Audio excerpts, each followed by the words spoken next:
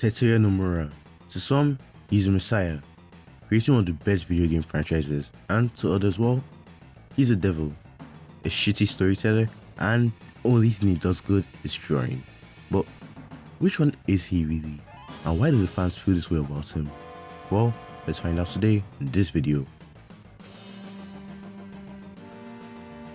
The first thing I want to talk about is Tetsuya Nomura himself and most of the projects that he's worked on. In the early 1990s, he got hired by Square, and surprisingly, he's been working on Final Fantasy projects ever since 4, and although he was just a debugger at first, he started to receive training from Tetsuya Takahashi in art. And for me here, I just want to point out how much his art style has evolved from slightly resembling Takahashi to having his own widely popular art style. He designed monsters for Final Fantasy V and later on was given a job to be the graphic director for 6. He also made the backstories of Shadow and Setzer as well as conceiving them. He was also a character designer for FF7 and came up with the Limbrick attacks. Surprisingly, he made some story bits as well for FF7, like Earth's Death. Wow. He then designed characters and monsters for FF8 using what he called his actual drawing style. But he also wrote the backstories for the characters as well, and he did character design for the bouncer. But I don't want to talk about the bouncer, so... Around this time is when he made his most important work, which is Kingdom Hearts, which was surprisingly inspired by Super Mario 64. But I have bad news regarding Kingdom Hearts. I don't really want to talk about it in this video because I have something else planned for it. But he also worked on something called The World Ends With You. He was the main producer and character designer for it, and it's just getting a sequel now since 2007. The consensus for Tetsuya Nomura was that he was a known and respected man. Looking at the old YouTube video comments, it seems like everyone just plays video games. But sadly, after this period of time, the way that Tetsuya Nomura was viewed was changed. Heavily changed. Now this is the most controversial part of the video, and the first thing I'll tackle is the compilation of FF7. And for those of you who don't know, it was a project to make the Final Fantasy mythos into a multimedia franchise, but in layman's terms, more FF7 content. And from the info that I've collected, it seems that there are two things that Nomura worked on. It was the FF7 remake and FF7 Advent Children. But I'll talk about the remake later. Now, I haven't played any of the games in completion, including 7, but I'll still talk about it, so feel free to correct me and my mistakes in the comment section. From what I've seen, there are 3 main opinions about the movie. The first one is that it's a good and nice addition to the FF7 franchise. The second one is that it's a trashy, weeby, anime-filled shitstorm. And well, the third and final one is that it's a bad movie that hurt the characterization of Cloud Strife, but was saved by good fight scenes, cementing Tetsuya Nomura as someone that should never ever write a story ever again. But wait, there's a plot twist. Tetsuya Nomura didn't write the movies. He directed them, but everybody seems to think that he wrote them, and well, he put a bad flag on him. But like, aside from this, I'm not really going to talk about the movie because well, I haven't watched the movie. I don't have an opinion on it. The next thing that Tetsuya Nomura was involved in was the Forbidden Ever Crusaders. FNT was supposed to be a compilation, a multimedia project based on the lore of the FF13 mythos. The games include FF13 and its 3 sequels, Type 0, Final Fantasy Agito, which was cancelled in place of Final Fantasy Awakening, and Versus 13, something that we have to talk about right now. Versus 13 was an idea to say the least, and very further on in the development. And I'm grateful to admit that Nomura probably did have a part in fucking this up, but it was probably not as big as you think it was. For the most part, Square was a problem themselves, and you see, corporate Square were in over themselves in this period. You see, they said to announce games too early to build hype, and hell, it was so early for Versus 13 that they didn't even finish making the engine that these games would be on. So all they could do was pre-production, and most of the stuff that we saw in the trailers were all fake on that cyberpunk shit. And if you look at the early trailers, aside from the miles of fake stuff we saw, it seemed like it was too good to be true. Like there was no direction in it, especially FF13. Each battle, each mob fight had to be scripted for it to be that dynamic. Even in 2021, I doubt that any RPG could look as dynamic as FF13 did. And for Versus 13, it just felt like a vision. It doesn't really seem like anything that could come true. And from the PS3, with its huge destructible environments, completely seamless battles and realistic clouds, I doubt it would have run at all. I mean, look at Dragon Guard 3, look at Infamous. Versus 13 was just too ambitious for the PS3, And all this because Square announced these games too early before the series finishing Crystal Souls. And we all know how bad the performance was for 13 on PC and the original 14. Well, hell, that's another story for later. But versus 13 couldn't happen on the PS3, and as badly as fans wanted this, I'm sure that at least some of them knew. And well, even Square knew and made some big changes. While they were thinking about making these changes, the scripts had been finished, but development was still going poorly. And with the announcements of new consoles, plus Kingdom Hearts 3 and FF7 Remake, which wasn't really announced yet but was probably being in development to an extent, Square wasn't doing themselves any good. And the worst part was that Nomura was in charge of all of these games to an extent. Those 3 highly anticipated games were announced too early, and Square didn't even tell Nomura that he was working on the remake till 2015. So, how do you think they handled this? How do you wish they handled this? Make sure to discuss it in the comment section, but for now I'll tell you what they did. The first thing they did was to restart development from verse 13 and 13 to 15. Crazy, huh? And they made a whole new engine for 15 called the Luminous engine. Something that KSG was going to use as well, but well, it didn't. And after that, they removed Nomura from the development and replaced him with Hajime Tabata.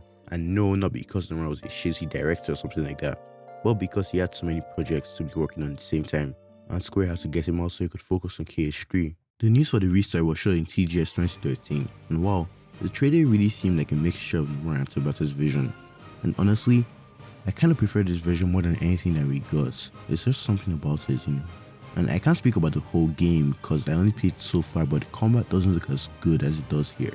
It probably would have been, but when Tabata came into the project, it wasn't even half done. So I feel like he made a lot of changes, and even with that, Tabata's vision was the game most likely didn't come to fruition because Square decided to give them a game of that scale, 3-year time limit, with an engine that they didn't fully finish yet. And well, we all know how the final game came out. To some people, it's good. To some people, it's bad. My opinion? Well, you guys will get that when I get to that. Around this time, Nomura was known to be someone that was overwhelmed by Square, causing things to go good or go bad sometimes. Or he was known as someone that was single-handedly ruining Square Enix and Final Fantasy.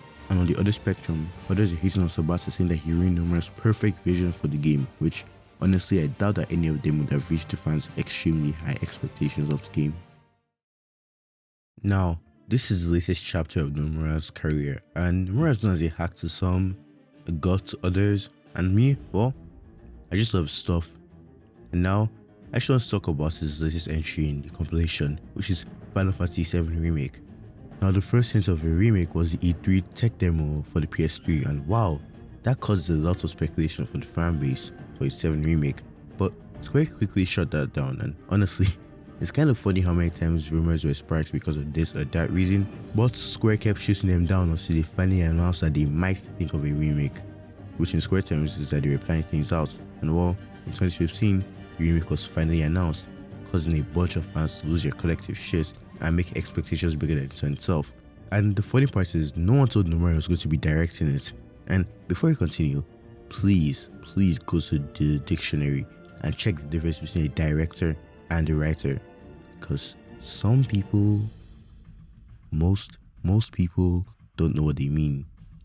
So anyways, the design philosophy for the game was that it was a new and different experience while also being Final Fantasy VII, and it might just have done it well.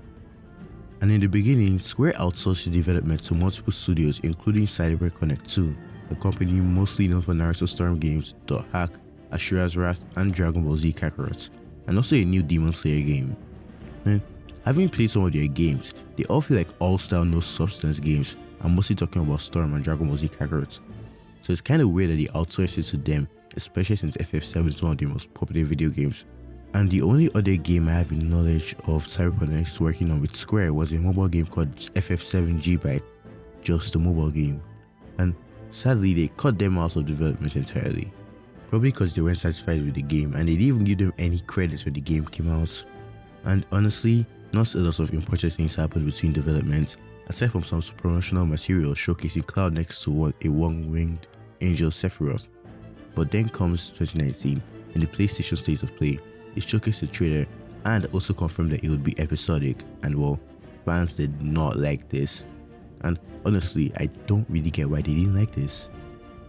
You see, back in PS1 days, it was easier to create games and expansive worlds like FF7, But if you want to remake it and truly make it scale and a very high quality product, it seems like the only way to accomplish this is by one way and one way alone, an episodic release. But honestly, I don't believe a one-to-one remake of this game would have been successful because of one fact. The reason why FF7 is so popular as it is because of the fact that it was new. There was nothing really like that in the PS1 era. It was a one-of-a-kind game. And that's the thing, it was a one-of-a-kind game. Even if they did make a one-to-one remake, fans would also complain. The only way to get that Disney feel, that genre-defining moment, was to make something new. But something FF7, the combat had to change and the story had to be altered. Some people thought this game was an extremely good game with some issues, but a very solid title overall. And well, others hated it because it wasn't exactly what they expected. And called the story Kingdom Hearts bullshit, and honestly, I don't really get what Kingdom Hearts bullshit even means. It just seems like a way to justify their anger at something that doesn't even deserve it. And I don't know if you guys know, but let me elaborate. One of the things that people criticized about the remake was the Arbiters of Fate, and I'm not ready to give my opinion on them until a PC release comes out. But the person that gets the flag for creating the Arbiters of Fate was the person that didn't even write it. Guess who? Tetsuya Nomura. He didn't write the remake, he directed it. You can literally go to Wikipedia and see it. There have been whole videos of people insulting Tetsuya Nomura for quote unquote making the plot ghost when he didn't even write it. And yes, it was confirmed that he did do the direction of the story, but it wasn't something that he actually wrote. He directed how the story and world building would take place in the game, but he wasn't the scenario writer. Hell, he wanted to do a faithful remake, but was convinced not to do so. Blaming one person for a direction you don't like in a video game is stupid, and that's something that developers are plagued with when making a video game. The more popular you are, the more likely you'll be blamed for something they didn't even do. And you think that some adults will have the brains to stop this false narrative that something bad happened because of one person. But sadly, that's not something that's going to happen anytime soon as this. And I'm not saying that Tetsuya Nomura is perfect. He makes mistakes. He's human. But that's why I like him. I like his vague way of storytelling. It makes me want to interact with the story to get unanswered questions. And 8 times out of 10, I get those questions answered. I love the fact that everything you see has an importance and always looks back in the smartest yet dumbest way. Things like that is why I love Nomura's work. But maybe not everyone agrees with me, and that's okay. All I can do is enjoy his work and have fun while doing this.